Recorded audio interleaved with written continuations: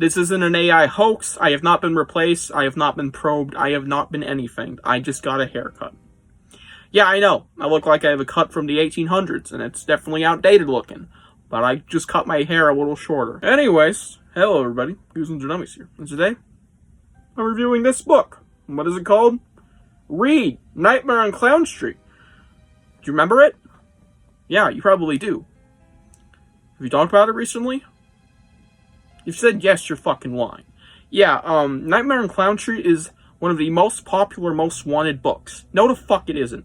I barely see this book talked about outside of mandatory discussion, aka book reviews, like Michael Goosebumps fan, Goosebumps completionist, and me! This is my mandatory review, and I hope to bring it up outside of this, because, well, I actually did not too long ago, kind of long ago, November last year, so decently long ago, in a top 10 villains video. So, you already know one of my upsides. This book is not very popular, and I don't know why people sometimes say it's very popular. It's a very well-liked one, but that doesn't make it popular. So let's get into the blurb. And now for the blurb. The villains you want to have, the books you have to read. Oh, crazy. Ray Gordon really likes the circus. His uncle Theo is a performer in Coco's Clan Academy, and he invites Ray to come join him for the summer. At first, Ray's parents are reluctant. They know their son has a habit of getting himself into strange situations, but Ray manages to convince them that he'll be on his best behavior. The circus itself is very cool. The clowns stay in their makeup all day and only go by their clown names. Ray becomes a clown in training named Mr. Belly Bounce. But the longer he's there, the scarier things become. There are whisperings about a place called Clown Street, and nobody, including Murder the Clown, wants to go there. Will Ray be able to survive the dark secrets of the circus? Maybe. Barely. Barely, key word. Yeah, getting spoilers soon. Click off, I warn you, because you want to read this book, trust me. Nightmare on Clown Street is awesome. Flat out. I love this book. I know, popular take, kill me, crucify me, hang me, whatever. But I really believe this book deserves the praise it gets, even though it's really unpopular. I mean, it's a popularly liked book, but not popular in terms of how much it's talked about outside of mandatory discussion. Because it isn't, really. Nightmare on Clown Street's really good, though. And it is probably in my top 30, at least, of all time. Yeah. So let's get into why. Barreling through some smaller upsides, we have the setting and atmosphere. The setting is a circus. What more can I say? It's awesome, and it kicks ass, as well as the setting of Clown Street, which might be a slight reference to Fear Street, or just Elm Street, obviously. Never know. It is very unique and cool what Clown Street even is, and it's strange. It's strange, and it isn't really what you'd expect for what it's called. Let's just say it's kind of a game show in a prison.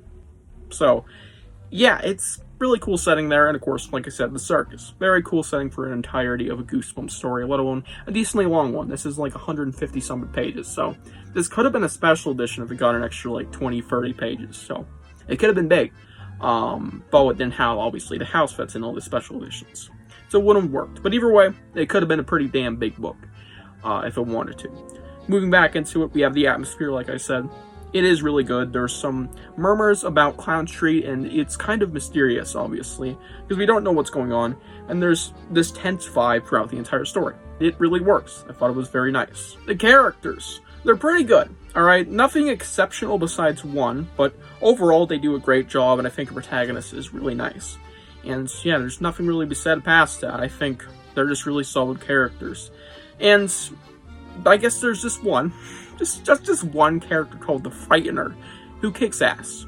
Now, I'm gonna be blunt, there's mildly an issue with him that a lot of people have, and this is probably the biggest criticism I ever hear for this book, is that the Frightener's kind of got a stupid weakness. I think it really works, and it's similar to Jonathan Chiller, like very similar. It's involving trauma, and this guy is afraid of clowns. And guess what? He owns a clown prison because he fucking hates clowns. Yeah, so you can guess how you defeat him. The clowns just kind of approach him, and he turns into a big fucking baby, and he runs crying for his mom, I believe. Yeah, the Frightener is not very frightening, but his mood, I guess, or his watchful eye, I guess, is somewhat present. Because obviously, he owns this place, this prison. And let me tell you, now kind of diving into Clown Street, its own setting, and its own upside, It's fucking awesome, let me tell you. Clown Street is dark and very dreary. We have clowns literally dying left and right. I'm not even kidding. Just straight up murder, murder, murder, murder, murder. Not like murder clown, just straight up murder. Murdering these clowns with a bear and putting them, just entering Clown Street into a tank with a freaking killer squid. Yeah, it's really rough. And it's a really dark place, and there's a lot of things that come with it, like the atmosphere for it in itself, like I said. And the general attacks and encounters there are pretty cool, and there's some great moments. And even some great character moments. But back to the Frightener. He owns that place. And that's awesome, because he is a really cool character with this funny, but also pretty sad weakness. And essentially, Clown Street is a manifestation of his petty trauma. Yeah, and it's really, really sad, but also really interesting to see. Yeah, I really like the Frightener, hot take, because he's very interesting.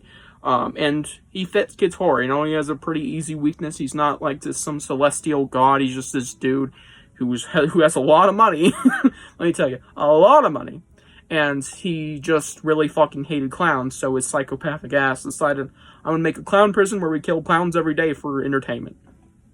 Yeah, pretty dark, and I like that. So yeah, let's move on to my downsides. With some light adult humor thrown in here and some semi-slow pacing, I don't really have any issues.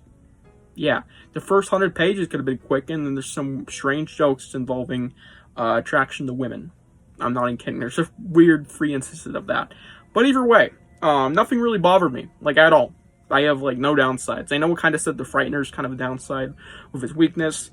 I just mean his weakness, not him. He's great. He's a huge upside. I love him. But, really, I can't really hate anything about him. A lot of things make up for his weakness. And even then, I like his weakness in some regards. It just could have been something different, I guess. So yeah, let's move on into my rating.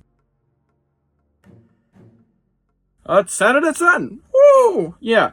The most popular Goosebumps modern most wanted book. Not. Gets a 10 out of 10. Who would have thought? This book has a lot of praise, and it's really deserved. The story just kicks ass in every regard. The only thing is, it could have been a little faster in the first 100 pages, and didn't need to be that long until we get the Clown Street. But even then, I can almost forgive it entirely for that. And that's not a real issue. You know, if it was, it would not definitely deduct 0.5. So yeah, damn near amazing, perfect Goosebumps story. And yeah, hope you guys enjoyed this book review, and tell me what you think about Nightmare on Clown Street down below, and I'll see you guys in the next one. Bye.